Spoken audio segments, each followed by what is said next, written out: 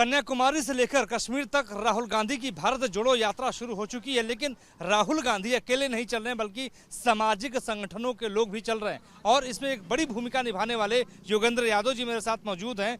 योगेंद्र जी, राहुल गांधी की यात्रा शुरू हो गई है, पॉलिटिकल मायने भी इसके निकाले जा रहे हैं, आप किस रूप में देखते हैं? मेरे लिए ना किसी एक व्यक्ति की यात्रा है, ना किसी एक पार्टी की यात्रा है। मैं तो कांग्रेस में हूँ नहीं, मेरी पार्टी है स्वराज इंडिया, जिसका बिल्ला शान से लगा के मैं चल रहा हूँ। हम यहाँ इसलिए जुड़े हैं कि आज देश के सामने जो संकट है, वो संकट सिर्फ एक पार्टी, एक नेता, प्रधानमंत्री का नहीं है। आज संकट सिर्फ लोकतंत्र बचाने का भी नहीं है, आज संकट देश बचाने का है। जिस तरह के काम इस देश में हो रहे हैं, बलात्कारियों और हत्यारों को केंद्र सरकार की अनुमति से जेल से छोड़ा जा रहा है, जेल से बाहर आके मालाएं पहनाई जा रही हैं, लड्डू खिलाए जा रहे हैं। क्या हो गया है इस देश को? इसलिए मुझे लगता है कि आज इस देश में सिर्फ दो ही पार्टियां हैं, वो जो देश को तोड़ना चाहते हैं और बाकी सब जो किसी ना किसी तरह से देश को जोड़ना चाहते हैं। और हमने तय किया है कि देश जोड़ने वाले जो भी हों, आज कांग्रेस एक यात्रा निकाल रही है, कल को समाजवादी पार्टी कर सकती है, लेफ्ट कर सकता है, तृणमूल कर सकता है। देश को जोड़ने की जो भी ऐसी कोशिश होगी, हम उसका समर्थन करेंगे, सहयोग करेंगे, क्योंकि ये आज सबसे बड़ा सवाल है। नहीं, आपने बहुत महत्वपूर्ण बात कही है योगेंद्र जी। देखिए, कांग्रेस एक राजनीतिक दल है, आपने कहा कि कोई भी दल जो भी इस तरीके की यात्रा करेगी आप उसमें सहभागिता निभाएंगे। आपको क्या लगता है कि आज के दौर में जैसे आप भारतीय जनता पार्टी पर निशाना साध रहे हैं, मोदी पर निशाना साध रहे हैं, आपको क्या लगता है कि आज के दौर में राहुल गांधी में वो ताकत है, वो कैलिबर है कि वो भी प्रधानमंत्री बन सकते हैं? ये सवाल तो कांग्रेस वालों को उत्तर देना चाहिए। मुझे इससे क्या मतलब कौन प्रधानमंत्री बने। ये तो आज ऐसा क्षण है जैसा 1977 था।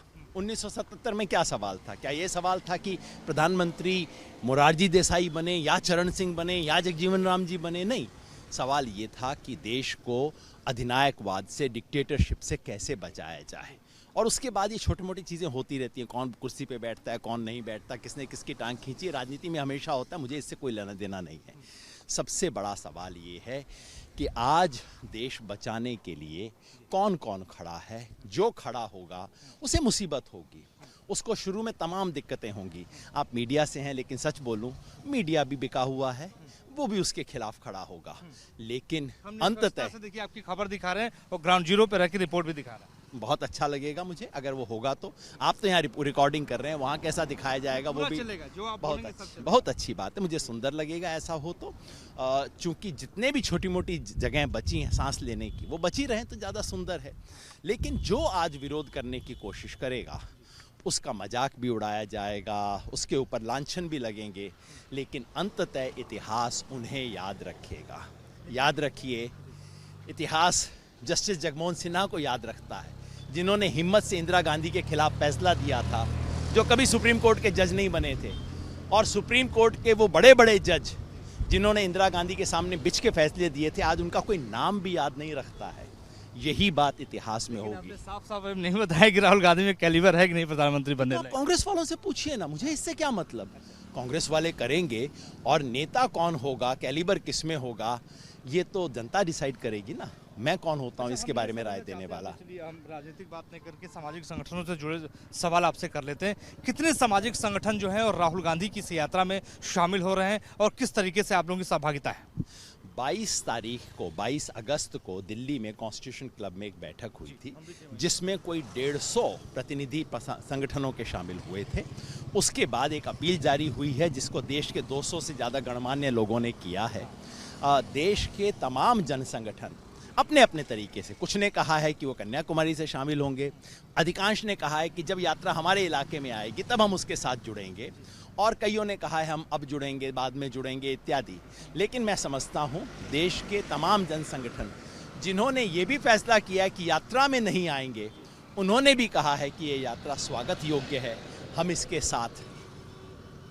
योगेंद्र जी, एक और सवाल बड़ा लाजमी है, आप भी यात्रा में चल रहे हैं। 2014 और 13 के बारे में बात करें तो तमाम ऐसे सामाजिक संगठन थे जो कांग्रेस की सरकार के खिलाफ थे, उसके खिलाफ बोल रहे थे। ऐसा क्या हो गया कि अब कांग्रेस के साथ हो गए? और राहुल गांधी ने भी ये कहा था कि जो सिविल सोसाइटीज़ के लोग हैं उनसे हमारे संबंध उतने अच्छे पहले नहीं हुआ करते थे, लेकिन हाँ, संबंधों पर पुनर्विचार किया जाना चाहिए। देश की हालात बदले हैं। 2011-12 में भ्रष्टाचार देश का सबसे बड़ा मुद्दा था। मेरे जैसे लोगों ने सड़क पे खड़े होकर विरोध किया था कांग्रेस का, और मुझे गर्व है इस बात का, क्योंकि सिद्धांत आपका ये नहीं होता इस पार्टी की पूंछ पकड़ के चलूंगा उसका हम विरोध करूंगा। सिद्धांत ये होता है कि देश के ये आदर्श हैं, देश को फायदा किस में है, नुकसान किस में है। जैसे मैं खुल के बता रहा हूँ, इंदिरा गांधी को 77 में हराना देश की जरूरत थी। होंगी कांग्रेस में मेरी बला से, मुझे क्या मतलब है कि भारतीय जनता पार्टी की सरकार से बेहतर कांग्रेस की सरकार थी 14 में 13 में। ये किसने कहा? हमने कहा कि 2011-12 में करप्शन का मुद्दा उठाना देश के लिए बेहद जरूरी था। ये दुर्भाग्य की बात है कि उस करप्शन के मुद्दे को उठाने से ऐसी सरकार आई जो कि उससे भी ज़्यादा खतरनाक निकली, जिसने अब सीधे सीधे इस देश को बांटने की कोशिश की है। चुनाव हर कोई जीतता है, थोड़ा सा तिकड़म भी कर लेते हैं, थोड़ी सी बेईमानी भी कर लेते हैं, लेकिन इस कदर बेशर्मी से देश का प्रधानमंत्री, बड़ी बड़ी कुर्सी पे बैठे लोग खुल्लम खुल्ला इस देश को बांटने की कोशिश करें, हिंदू मुसलमान को भड़काने की कोशिश करें, हिंसा पे चुप रहें, बलात्कारियों को बाहर आने पे तालियां बजवाएं, ये तो इस देश ने कभी नहीं देखा। इसलिए मैं समझता हूँ ये दुर्भाग्य है कि उतने बड़े आंदोलन से इस किस्म की सरकार आई, जो आज चुनौती है। 2011-12 की चुनौती थी भ्रष्टाचार खत्म करने की, 1977 की चुनौती थी इमरजेंसी को खत्म करने की, अधिनायकवाद को। आज चुनौती है देश बचाने की। तो और हर नहीं सर, ये मान लिया जाए कि भ्रष्टाचार से मुक्त हो चुकी है कांग्रेस, अब कुछ भी ऐसा नहीं है। हर इतिहास के दौर का एक प्रमुख मुद्दा होता है। भ्रष्टाचार पहले भी था, आज भी है, आज की सरकार में 2 गुना ज्यादा ही होगा, उससे कम नहीं होगा। भ्रष्टाचार था, है, लेकिन आज हमें, जैसे 1977 में सबसे बड़ा मुद्दा भ्रष्टाचार खत्म करना नहीं था, सबसे बड़ा मुद्दा था किसी तरह से लोकतंत्र को बचाना। भ्रष्टाचार के खिलाफ लड़ने के लिए हमें इस देश में लोकतंत्र चाहिए। अगर लोकतंत्र खत्म हो रहा है तो मैं पहले देश बचाऊंगा, उसके बाद झगड़ूंगा, लड़ूंगा और पुराने मुद्दों को उठाऊंगा। चलिए, ये तो आप मानते हैं कि लोकतांत्रिक मूल्यों को मजबूत करने का काम कांग्रेस करती है, लेकिन अब सवाल ये है कि क्या आपकी पार्टी आने वाले वक्त में जो विधानसभा चुनाव न निकालें आपकी कांग्रेस लोकतांत्रिक मूल्यों को मजबूत करने का काम करती है। सब आपके अच्छे अच्छे विचार हैं, आप बहुत अच्छा सोच रहे हैं, बहुत बढ़िया बात है। मैंने कहा है इस वक्त जो सड़क पे खड़ा होके इस देश तोड़ने की कोशिशों का विरोध करेगा, वो सब अंततः कहीं ना कहीं देश का भला कर रहे हैं, चाहे अपने स्वार्थ के लिए वो करें। जैसे 1977 में जिन पार्टियों ने किया, उन्होंने इस देश का भला किया, उसी तरह से जो भी आज इस देश तोड़क काम को विरोध करेगा वो देश का भला करेगा और हम उसका समर्थन करेंगे। आखिरी सवाल, आपकी भी पार्टी है, क्या आप अपनी पार्टी को विधानसभा चुनाव में उतारेंगे? क्योंकि आने वाले वक्त में हरियाणा में भी चुनाव है, गुजरात में, हिमाचल प्रदेश में चुनाव है। हमारी पार्टी ने बिल्कुल स्पष्ट फैसला किया है कि देश के सामने जो आसन्न संकट है वो देखते हुए पार्टी का नफा नुकसान कोई महत्व नहीं रखता। इस वक्त हम सिर्फ चुनाव लड़ने के लिए चुनाव नहीं लड़ेंगे, ऐसा कुछ नहीं करेंगे जिससे कि इस वक्त देश बचाने की कोशिशों में बंटवारा हो।